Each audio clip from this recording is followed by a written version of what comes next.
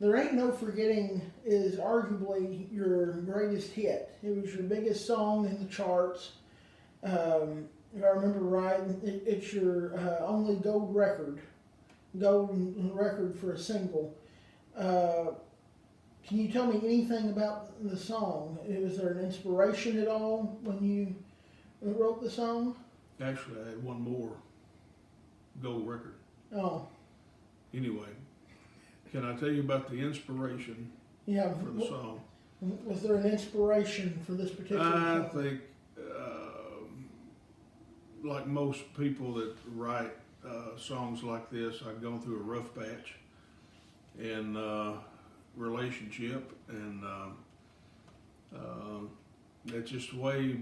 That's just the way that I vented my feelings, and still do, as far as writing them down. And sometimes they come out as just a bunch of chaotic mess, and then sometimes they flow like a poem. And when they flow like a poem, you have a song. All it needs is a melody. And so normally I write the song and the melody in my head at the same time. Then I capture it on tape or something like that, just so I don't forget it until I can get everything down. But the inspiration for the song, I think, was probably, and I'll say probably because it goes back a few years, back in the 80s, early 90s, and I don't remember back that far as exactly what was going on in my head at the time. There's no telling. But I do think that this one was probably inspired by a failed relationship. So the song gets released to radio. What was the initial reaction? I know that it goes on to become a gold record for you, but what was the initial reaction of music listeners? The reaction was good. It was better than I had anticipated. I was looking at getting some airplay just around Nashville so I could continue my gigs, and I think we first debuted this live. First time I ever did it live in front of an audience was at the Nashville Palace, and the crowd there was very receptive, and so we added it to our program where we were doing it each time that we played. So, but this song was instead of a national sales hit, it was regional. And what I mean by regional is there's certain areas in the United States that it was hot. That it was being played quite well, and so when that happens, you want to tour those areas, you want to hit those areas. Some places in California, Utah, Nevada, Indiana, of course, all through the South. Different areas popped up as hot spots in multiple states. So it did really well for us, and I was proud of it. I was proud. It's always. It's not an unhealthy pride, but it's a pride in a work that you've done. It's kind of like my dad was a carpenter, and at the end of the day, he can look back and see he had accomplished something. If he even put just one stud up, or if he just moved a stack of lumber, he knew that he had accomplished something because he could see the fruits of what he had been working at. And so this is the same way. The pride that you have is knowing that you something that you've been through that means a whole lot to you in here. And you put on paper, actually, other people could relate to it, and so that's the reception was much better than we had anticipated. This song, like you said, it got you out west. If I remember hearing right, you actually played Nevada. You played Las Vegas for your one and only Golden Nugget, yeah. And so you actually got to play in one of the showrooms in Vegas because of this song. Well, the sad thing, that's great. But the sad thing about touring is you never get to see anything most of the time except where you're playing. There's all kinds of things you'd like to see in Vegas or Illinois or wherever you're at. There's history, and there's particular sites that draw people, tourists and so forth, that you kind of like to be a tourist, but you have to get on to the next place, or you got to get home, or somebody in the band got to get back to town and whatever. So we didn't like today where they just jump on a Lear jet and fly out somewhere. That wasn't the case back then. You know, you rode in a vehicle, or you're pulling a trailer, or you rode a bus, and that's another whole set of talk. Riding in a bus, it's kind of like sometimes riding in a back end of a horse trailer when it comes to resting. But anyway, you don't get to see a whole lot. But yeah, we did get to play some neat places. This song also, was this a song that was played regularly on WSM? Didn't it get you airplay on? Got some, yeah. It was more of a hit. You know, when you are in Nashville and you're living in Nashville, the one thing that you want to do is try to establish a name for yourself. But the downside to that is when you become known as a local boy, and you live in town and you're working in town and you're playing all the gigs in town, sometimes that can backfire on you, and they look at you just a local boy. So this song actually got more airplay outside of Nashville than it did in town.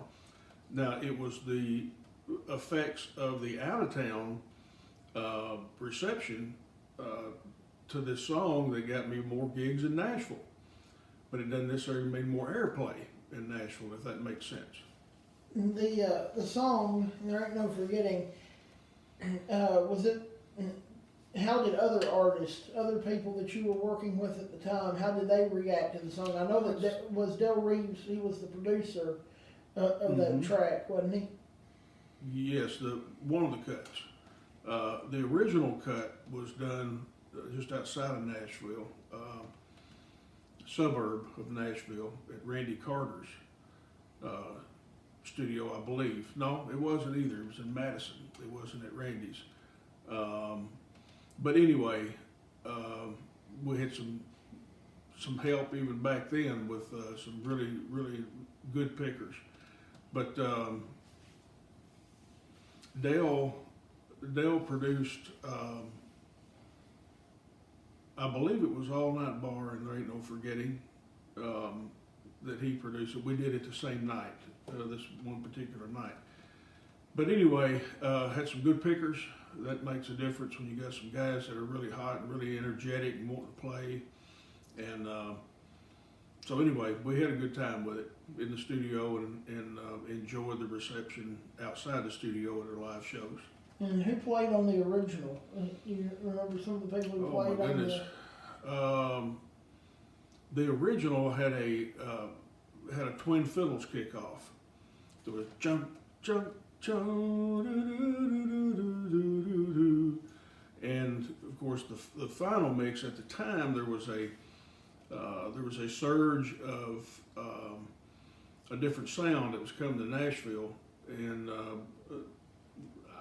I'm going to go ahead and say this because I can. Unfortunately, it's still there, but we were there at the time when the traditional sound was changing over to a contemporary type sound. And so Dale decided that he said, you know, just to get the attention of the DJs and the station managers, he said, I'm afraid if we do twin fiddle kickoffs, the only place that you're going to get airplay is in Texas or someplace like that. So we substituted, and for people that don't know about recording, something that you do sometimes is you have multiple kickoffs on a song. So in other words, you might have a steel guitar kickoff, and you might want to go back and have the fiddles do a kickoff. Well, in this case, we had twin fiddles like we did on the original, and it just so happened that we had done a keyboard kickoff, just a very simple da da da, and then he let the fiddles kick in at that point. He wanted just enough of a sound of that contemporary. It wasn't piano; it was more of a keyboard sound. But he wanted just enough of that sound for it not to be turned down by the new wave that was coming through Nashville and across the United States, so it would get airplay. And what label? I know you were independent. You were on independent labels before independent was considered cool. And nowadays, it's very usual for artists to sign to large independent labels, but. I've been on several, during my early career, I was on several labels, but this particular one that got me the most airplay was Chinook. And Chinook is a record company that's based out of New York. And it also, Dale Reeves was part owner in that, so of course he was getting whatever he got, off of continued airplay by being part of the radio. I keep saying radio, but part of the record company. I want to go back real quickly and answer your question. I kind of went around the bush, but on the final mix that went out to radio, they had Randy Pardon, Dolly Parton's brother, on bass, had Lori Morgan's drummer, had Lori Morgan's guitar player, the steel man worked on the Opry, and the piano player, I believe, was Tim Atwood. And of course, Tim's made a career himself, but Tim worked, he was one of the staff band at the Opry for 38 years. And he's doing some independent work now. But had an occasion to work with Tim on more than one time, and he was good enough to come in and play for us. Did this ever play on the Opry? Did you ever get to do this song? I know you appeared several times on the Grand Ole Opry on Saturday night programs, but was this did you ever perform live on the Opry with this particular song? I honestly don't recall. Good question, but I don't recall if we ever played I don't think I ever did the Opry with this song. All right. Well, let's hear how it sounds then. Just so you know, we are at the very end of this before people hear the final, your new cut now of this song.